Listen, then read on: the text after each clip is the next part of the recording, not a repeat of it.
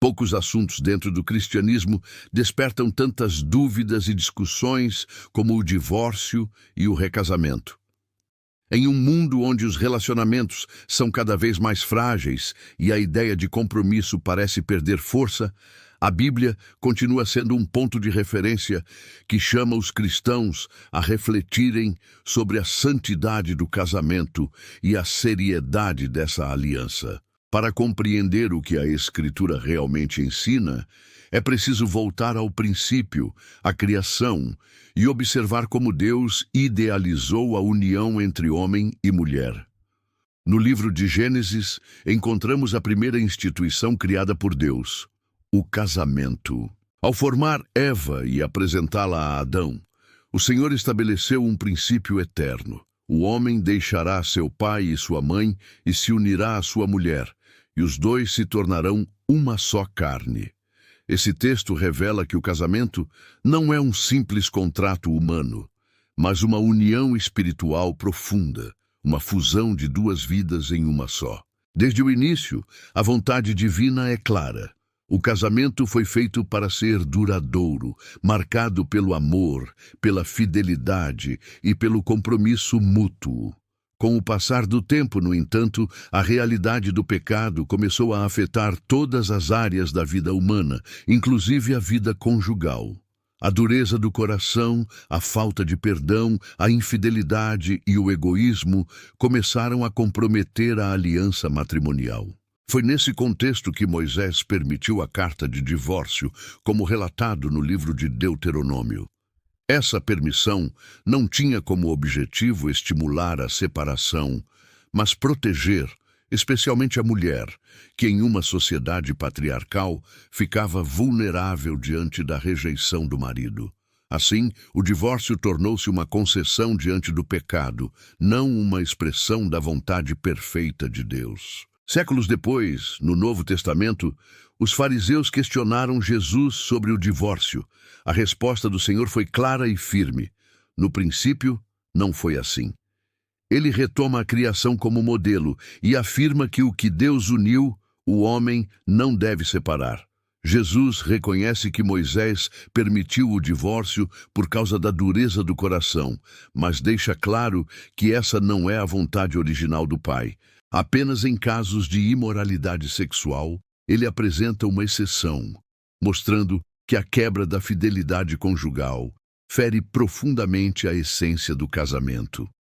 Essas palavras de Jesus trazem um peso espiritual sobre a união matrimonial. Não se trata apenas de conveniência ou de sentimentos passageiros, mas de um pacto sagrado firmado diante de Deus. O divórcio, portanto, não deve ser banalizado nem usado como desculpa para resolver conflitos comuns da vida a dois. Em vez disso, os cristãos são chamados a buscar reconciliação, perdão e restauração, refletindo no casamento o amor de Cristo pela Igreja. O apóstolo Paulo também contribui para esse entendimento em suas cartas. Em 1 Coríntios 7, ele aborda questões relacionadas a casamentos entre crentes e descrentes e reconhece que, em algumas circunstâncias, pode haver separação. Quando o cônjuge descrente decide abandonar o relacionamento, Paulo afirma que o irmão ou a irmã não está sujeito à servidão. Isso mostra que, embora o ideal seja a permanência, a Escritura também reconhece situações em que a aliança se rompe de forma irreversível. É importante notar que, em nenhum momento, a Bíblia trata o divórcio como algo simples ou sem consequências. Ao contrário, ela revela a gravidade dessa decisão e suas marcas profundas na vida dos envolvidos. O que vemos é que desde a criação até os ensinos de Jesus e Paulo, o propósito de Deus sempre foi preservar a aliança matrimonial. O divórcio aparece como uma concessão, não como o padrão divino.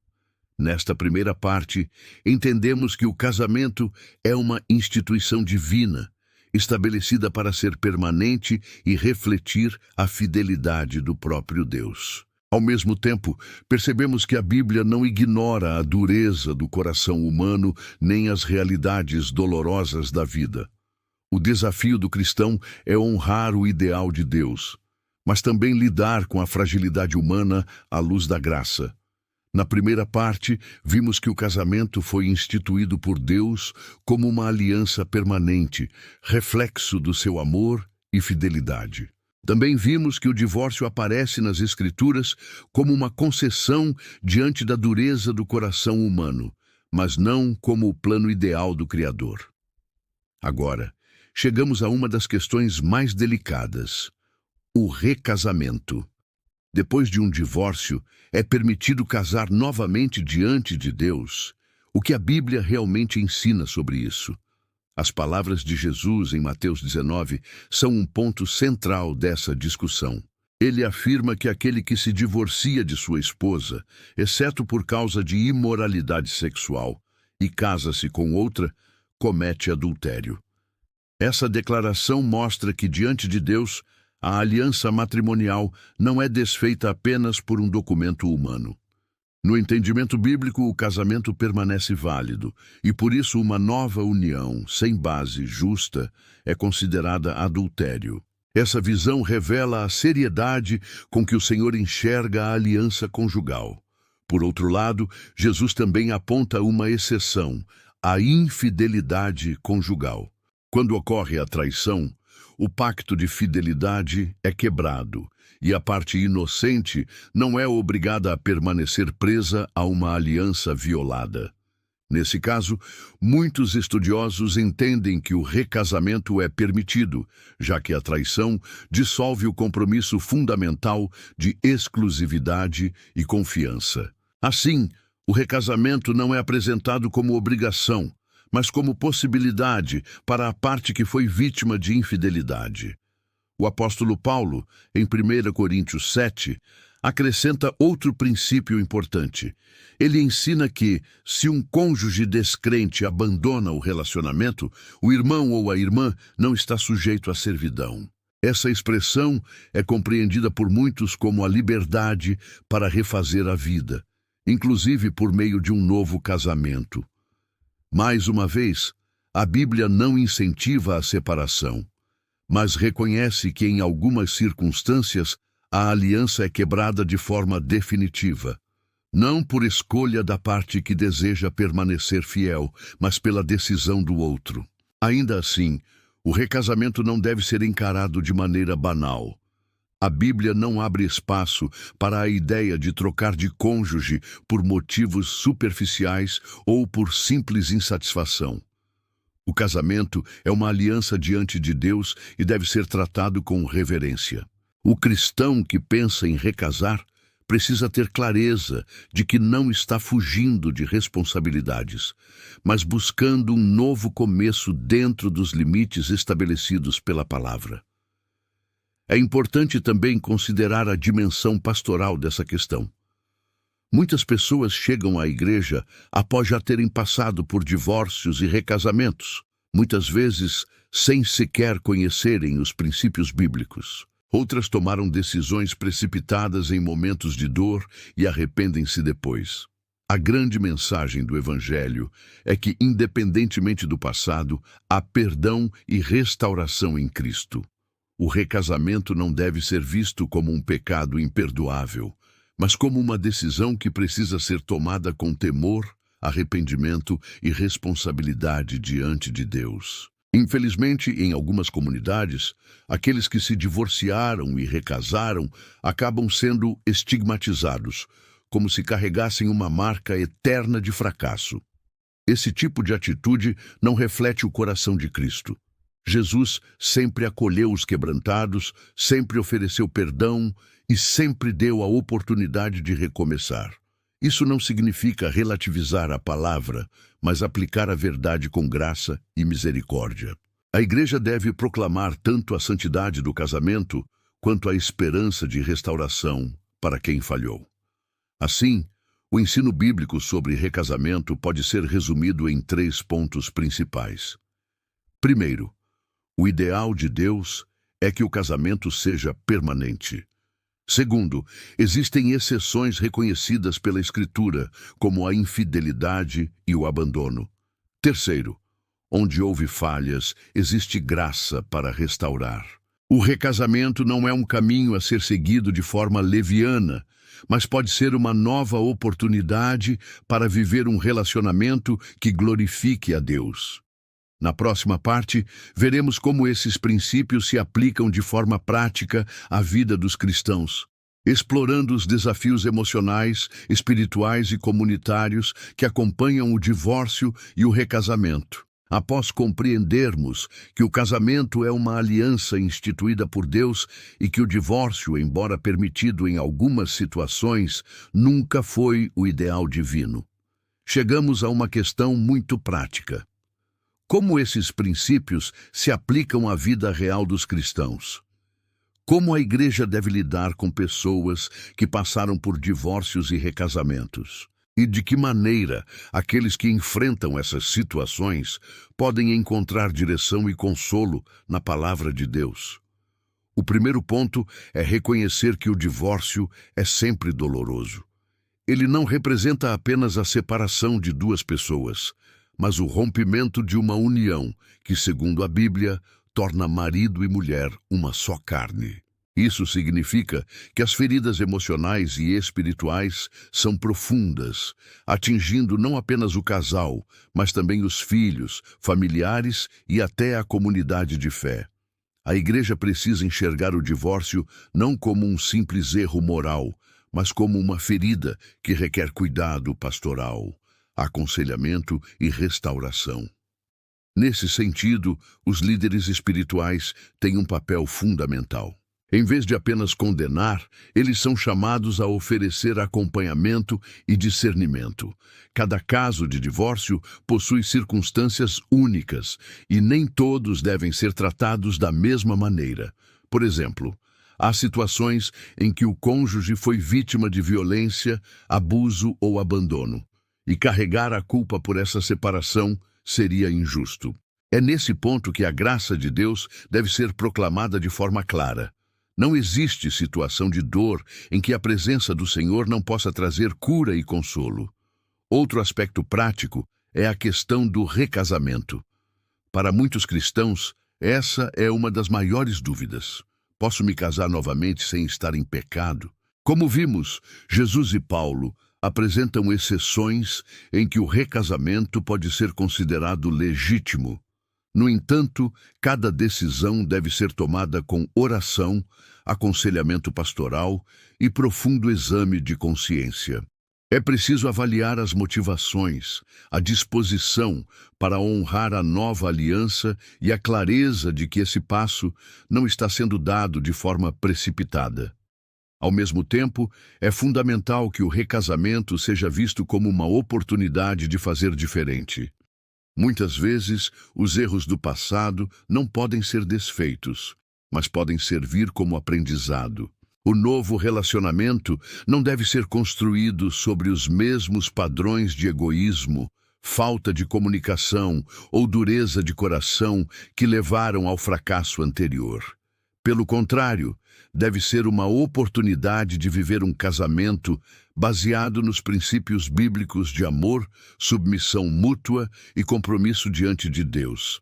A igreja também precisa refletir sobre sua postura diante de divorciados e recasados. Em alguns contextos, essas pessoas são marginalizadas, privadas de participar ativamente da comunidade e tratadas como crentes de segunda categoria. Isso não condiz com o Evangelho de Cristo. Jesus nunca excluiu os que estavam quebrantados. Ao contrário, ele os acolheu e os chamou a uma nova vida. A comunidade de fé deve ser um lugar de restauração, onde pessoas marcadas pelo divórcio encontram espaço para recomeçar, sem relativizar a verdade, mas sem negar a graça. Além disso, há um desafio pastoral específico. Como lidar com filhos de pais divorciados? Muitas vezes, eles são os que mais sofrem as consequências, carregando sentimentos de rejeição, insegurança e até revolta contra Deus. A igreja precisa oferecer apoio não apenas ao casal, mas também às crianças e adolescentes, ajudando-os a compreender que o amor do Pai Celestial nunca muda, mesmo quando os relacionamentos humanos falham. Em termos práticos, o divórcio e o recasamento nos chamam a uma postura de equilíbrio, firmeza na defesa do ideal bíblico e compaixão diante da fragilidade humana. É nesse equilíbrio que a Igreja se torna luz, mostrando que o casamento é sagrado, mas que existe graça para quem errou e deseja recomeçar. Na próxima parte, aprofundaremos o impacto espiritual e comunitário do divórcio e do recasamento, explorando como a fé pode sustentar aqueles que passam por essas experiências e como a Igreja pode ser um espaço de cura e restauração. Ao longo desta reflexão, pudemos compreender que o casamento é uma instituição divina estabelecida para ser permanente, refletindo a fidelidade e o amor do próprio Deus. O divórcio, ainda que presente na Bíblia, aparece como uma concessão diante da dureza do coração humano, e não como o plano original do Criador. Já o recasamento, embora cercado de restrições, encontra espaço nas Escrituras em situações específicas, como a infidelidade conjugal ou o abandono do cônjuge descrente. Esses princípios nos lembram que a palavra de Deus é clara quanto ao ideal, mas também misericordiosa diante das realidades dolorosas da vida. No entanto, não podemos encerrar este estudo sem olhar para o impacto espiritual e comunitário do divórcio e do recasamento. O rompimento de um casamento sempre deixa marcas, e não apenas nos envolvidos diretamente, mas também na família, nos filhos e na comunidade de fé. Muitas vezes, a Igreja não sabe como lidar com essas situações e acaba oscilando entre dois extremos. Ou trata o assunto com rigidez inflexível, gerando culpa e exclusão, ou relativiza a palavra de Deus, ignorando o ideal divino e banalizando o casamento. Nenhum desses caminhos é saudável. O desafio do corpo de Cristo é sustentar o equilíbrio entre verdade e graça. A verdade nos chama a reconhecer a seriedade do casamento, a valorizar a aliança e a não tratar o divórcio como uma saída fácil para os problemas conjugais. Já a graça nos lembra que todos somos pecadores, que todos falhamos em diferentes áreas e que ninguém está além do alcance do perdão de Deus. A missão da Igreja é proclamar esse equilíbrio, defender a santidade do matrimônio e, ao mesmo tempo, estender a mão aos quebrantados. É nesse ponto que o Evangelho se torna luz. Jesus não ignorou a lei, mas também não deixou de acolher os feridos. Quando encontrou a mulher samaritana, que já havia tido 5 maridos e vivia com outro homem, ele não a rejeitou, mas revelou a ela a água viva que sacia para sempre. Quando confrontou a mulher adúltera, não negou a gravidade do pecado, mas ofereceu perdão e uma nova chance de viver em santidade. Esses exemplos mostram que, mesmo em meio ao fracasso humano, há esperança de recomeço em Cristo. Outro aspecto importante é o cuidado pastoral e comunitário. Os que passaram por divórcios e recasamentos precisam de acompanhamento, orientação e apoio para reconstruir suas vidas espirituais e emocionais. Isso inclui não apenas os adultos, mas também os filhos, que muitas vezes carregam marcas profundas e precisam experimentar a segurança do amor de Deus em meio à instabilidade familiar. A comunidade de fé, ao invés de julgar ou excluir, deve ser um espaço de cura, onde cada pessoa é lembrada de que não está sozinha e de que existe restauração no Senhor. Por fim, é fundamental reforçar que o casamento não deve ser encarado com leviandade. Aqueles que estão casados são chamados a lutar pela preservação de sua aliança, buscando em Deus a força para perdoar, dialogar e superar crises. O divórcio não deve ser visto como solução fácil, mas como última medida em situações extremas. Da mesma forma, o recasamento precisa ser tratado com seriedade, discernimento e responsabilidade espiritual, para que não se repitam erros do passado, mas se construa uma nova história fundamentada na palavra. Encerramos este estudo reafirmando que a Bíblia não é um livro de condenação sem saída, mas uma revelação de amor, justiça e graça. O que Deus une, o homem não deve separar.